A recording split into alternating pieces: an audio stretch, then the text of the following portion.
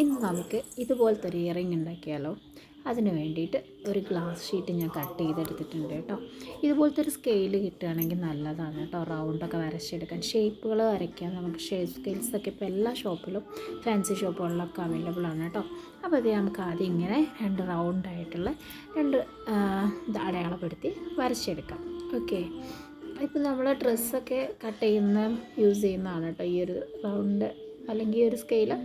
എന്നിട്ട് ആ ഒരു നമ്മൾ ആ വരച്ചെടുത്ത ഷേപ്പ് ഉണ്ടല്ലോ, ആ ഷേപ്പിലോട്ട് ഇതുപോലെ ഒന്ന് ഗം അപ്ലൈ ചെയ്ത് കൊടുക്കാം. ഓക്കെ,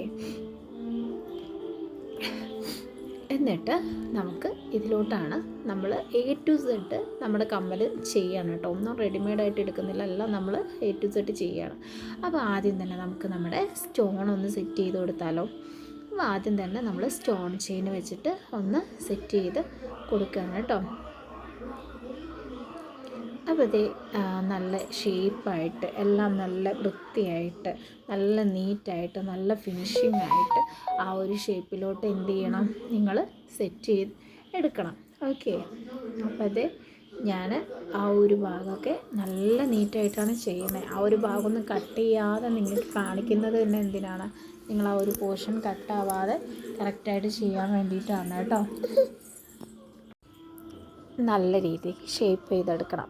നമ്മൾ ചെയ്യുന്ന വർക്കുകളിൽ നമ്മൾ കൊടുക്കുന്ന ഫിനിഷിംഗ് ആണ് എന്ത്, നമ്മളുടെ വർക്കിൻ്റെ ആ ഒരു വൃത്തി അല്ലെങ്കിൽ ഒരു ഫിനിഷിംഗ് എന്ന് പറയുന്നത്. ഓക്കെ, അപ്പോൾ അത് നല്ല വൃത്തിയായിട്ട് ചെയ്തെടുത്തിട്ടുണ്ട്. ഇനി നമുക്ക് ഇതിൻ്റെ സൈഡിലൂടെയാണ് അടുത്ത വർക്ക് കൊടുക്കേണ്ടത്. അതായത് ഹാഫ് വെച്ചിട്ടാണ് അടുത്ത വർക്ക് വരുന്നത് കേട്ടോ. അപ്പോൾ അതിൻ്റെ ഹാഫ് വെച്ചിട്ട് നമ്മൾ നേരത്തെ വരച്ചെടുത്തിട്ടുണ്ടായിരുന്നല്ലേ, അതിൽ തന്നെ ആ ഒരു ഷേപ്പിൽ ഇതുപോലൊന്ന് എന്ത് ചെയ്യണം, നമ്മൾ ഗം അപ്ലൈ ചെയ്ത് കൊടുക്കണം. ഞാനിവിടെ B&B's ആണ് കേട്ടോ യൂസ് ചെയ്തിട്ടുള്ളത്. സ്റ്റോൺസൊക്കെ സെറ്റ് ചെയ്യാൻ വേണ്ടിയിട്ട് B&B's ആണ് കേട്ടോ ഗ്ലാസ് പെയിൻറ്റിൽ ഏറ്റവും നല്ല ഗമ്മ്.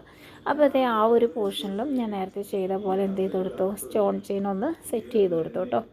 എന്നിട്ട് അതിൻ്റെയും നേരെ താഴെയായിട്ട് എന്ത് ചെയ്യുക, കുറച്ചും കൂടെ ഗം അപ്ലൈ ചെയ്യുക. നിങ്ങൾക്ക് ഈ സ്റ്റോണൊക്കെ സെറ്റ് ചെയ്യാൻ വേണ്ടി സ്റ്റോൺ പേന അവൈലബിൾ ആണ് കേട്ടോ. അപ്പോൾ അതെന്താണെന്ന് അറിയാത്തവരുണ്ടെങ്കിൽ എന്ത് ചെയ്താൽ മതി, എനിക്കൊന്ന് മെസ്സേജ് അയക്കുകയാണെങ്കിൽ ഞാൻ അതിൻ്റെ ഫോട്ടോസ് നിങ്ങൾക്ക് അയച്ചു തരാം കേട്ടോ. ഇപ്പോൾ ഞാനിവിടെ പ്ലക്കർ വെച്ചിട്ടാണ് കേട്ടോ സ്റ്റോൺ സെറ്റ് ചെയ്തിട്ടുണ്ടായിരുന്നത്. അപ്പോൾ നിങ്ങൾക്ക് ആർക്കെങ്കിലും സ്റ്റോൺ പെൻ എന്താണെന്ന് അറിയാത്തവരുണ്ടെങ്കിൽ പറയാം, ഞാൻ അതിൻ്റെ ഫോട്ടോ അയച്ചു തരാം കേട്ടോ. നമുക്ക് മീഷോയിലൊക്കെ അവൈലബിൾ ആണ്.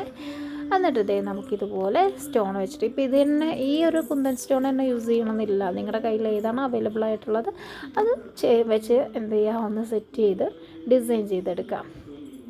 ഇനി അടുത്ത വേറൊരു എന്ത് ചെയ്യുക, ഗ്ലാസ് ഷീറ്റ് കട്ട് ചെയ്തെടുക്കുക. എന്നിട്ട് സെൻറ്ററിൽ ഒരു കുന്തൻ സെറ്റ് ചെയ്തു. ഇനി അതിൻ്റെ സൈഡിൽ നമുക്ക് ജസ്റ്റ് ഒരു എന്താ പറയുക, ഒരു ഷെഡാണ് കേട്ടോ, ഷെഡാണ് നമ്മൾ ഉദ്ദേശിക്കുന്നത്. അപ്പോൾ അതൊന്ന് സെറ്റ് ചെയ്ത് എടുത്തിട്ടുണ്ട് കേട്ടോ. നമ്മൾ ആദ്യം ചെയ്തത് ഒന്ന് കട്ട് ചെയ്തെടുക്കുക. ഇപ്പം നമ്മളുടെ സ്റ്റെഡും സെറ്റായി, ഹെയറിങ്ങും സെറ്റായി. ഇനി നമുക്കിതിലോട്ട് ബാക്ക് റോപ്പ് കൊടുക്കണം കേട്ടോ. അപ്പോൾ ഞാൻ ഗം അപ്ലൈ ചെയ്തിട്ടുണ്ട്. ഇവിടെ ഞാൻ ഐപ്പിന്നാണ് കൊടുത്തിട്ടുണ്ടായിരുന്നത്, ഐപ്പിന്ന് കൊടുത്തു. ഇനി നമുക്കിതാ ബാക്ക് സ്റ്റോഡ് കൊടുത്തിട്ടുണ്ട് കേട്ടോ. ബാക്ക് സ്റ്റഡ് ഞാൻ ജസ്റ്റ് ഒന്ന് കട്ട് ചെയ്തിട്ടാണ് കൊടുത്തിട്ടുണ്ടായിരുന്നത്. അതെന്ന് വെച്ചാൽ നമുക്ക് ആ ഏറ്റവും കുറഞ്ഞ ആ ഒരു ഷേപ്പിൻ്റെ അവിടെ ആയിരുന്നല്ലോ കൊടുക്കാനുണ്ടായിരുന്നത്, അതുകൊണ്ട് ഞാൻ കട്ട് ചെയ്തിട്ടാണ് കൊടുത്തിട്ടുണ്ടായിരുന്നത്. എന്നിട്ട് നമ്മൾ ഐപ്പിന്നെ സെറ്റ് ചെയ്തെടുത്തിട്ടില്ലേ, ഐപ്പിന്നെ സെറ്റ് ചെയ്തെടുത്ത പോർഷൻ ഇതുപോലെ ഒന്ന് ഒട്ടിച്ചു കൊടുക്കാം. ഓക്കെ, ഫൈനലി അത് ഞാൻ ഒട്ടിച്ചിട്ടുണ്ട്.